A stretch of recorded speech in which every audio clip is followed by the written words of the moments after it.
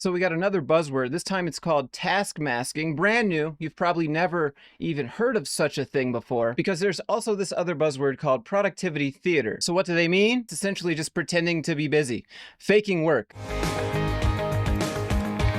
I imagine there are plenty of people at home who could weigh in on this, what I'm going to say. The way some younger workers show their frustrations. Well, here's Bill Young with tonight's job alert. Can we just pause because they say younger workers, but I think we can agree people of all ages pretend to work. There's this whole new trend on TikTok called task mask. It has to do with workers going out of their way to pretend they are doing work. And sometimes making quite a scene to get that message across and making sure to show it off on social media because it's 2025. Website Career.io. Some uploads with the task mask tag have received up to 1.1 million views on TikTok. A few blatant examples: typing furiously loud even if you are working on an empty document, walking fast and carrying your laptop to any destination in the office, making frustrated noises to give the appearance of being stressed by your work. And a survey by Career.io found that most workers say it doesn't impact their output.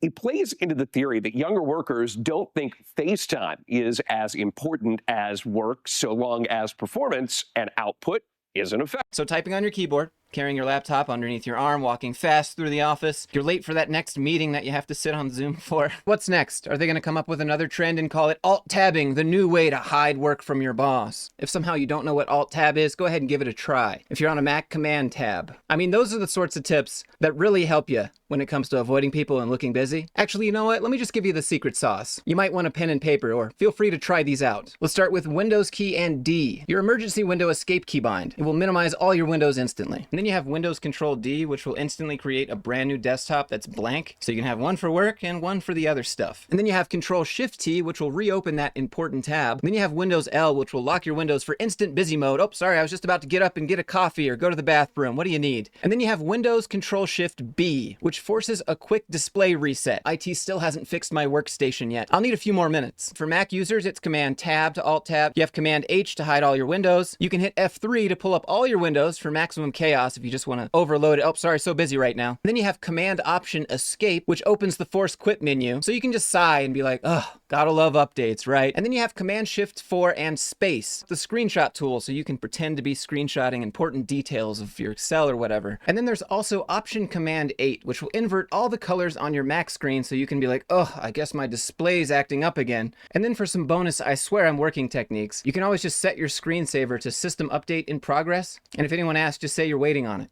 Or you can keep a tab open with Google Translate and something pasted in there, and if someone walks by, just say, I'm localizing our content for international expansion. And then if all else fails, or you can just do the old classic, throw in some earbuds, look down at the ground, start shaking your head left and right, and if you feel anyone even look in your direction, give them the I can't right now hand. Sorry, I just can't. This is best paired with pacing back and forth and some good active noise canceling headphones. Which brings me to today's sponsor, Raycon. Now, if somehow you haven't heard of Raycon, let me tell you about them. They make premium wireless earbuds that deliver top-tier sound quality, have a long battery life, and come with all the features you actually need at half the price of other brands. Let's say you're in the office. You take your Raycons, you pop these in, and you get to work. And with their active noise canceling, let's say you're working on the computer in your office and somebody peeks in. Give them a, just wait a minute, hand gesture, but don't look at them while you're doing it. Just maintain eye contact with the laptop. Reach back and adjust the volume to let them know that you're busy. And when they walk away, just turn on awareness mode, and now you can hear if anyone else is coming to do the same thing. They have multi-point connectivity, which means you can pair them to your phone and your laptop, so you can seamlessly swap between the two. And the battery, 32 hours. That's almost an entire work week of faking productivity. It could be a full-time job, you know. Another fun trick here is you can put one Raycon in, keep the other one in your hand, and if someone starts looking at you like they want to have a water cooler conversation, well, just grab the other one, and it looks like a meeting just started. Look down and occasionally say things like, I'm glad we're circling back on this. Let me get to a spot where I can hear you. Oh, and they're IP66 waterproof and sweat resistant. So if you take them outside and drop them in the snow and then forget about them, they'll be a-okay. Ask me how I know. Anyways, if you want to check out some Raycon earbuds, use my link in the description or go to buyraycon.com/Joshua Fluke for 20% off the everyday earbuds. Thanks so much to Raycon for sponsoring today's video. But now let me show you this next article. Gen Z's task masking in the office and it's destroying potential career growth, and here's why.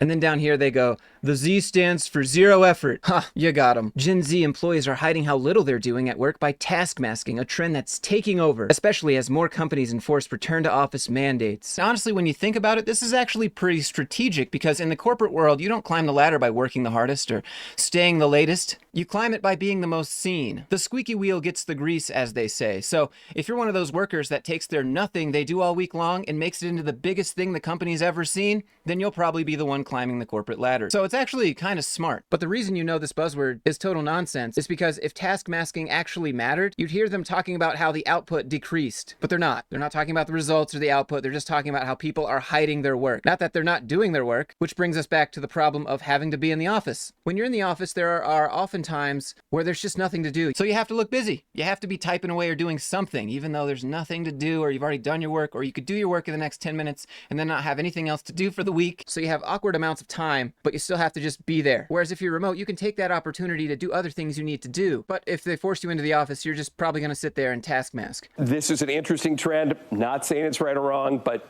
didn't see this one coming. What do you mean you didn't see this coming? People have been pretending to not work at work since the beginning of work. Anyways, what do you think about the new buzzword task masking? How do you task mask? I'd be curious to find out. If you enjoyed this video, click the like button, subscribe if you want to see more like it, and share it with a friend if you had a laugh. Having said all that, I hope everyone's doing really well, and I'll see you in the next one.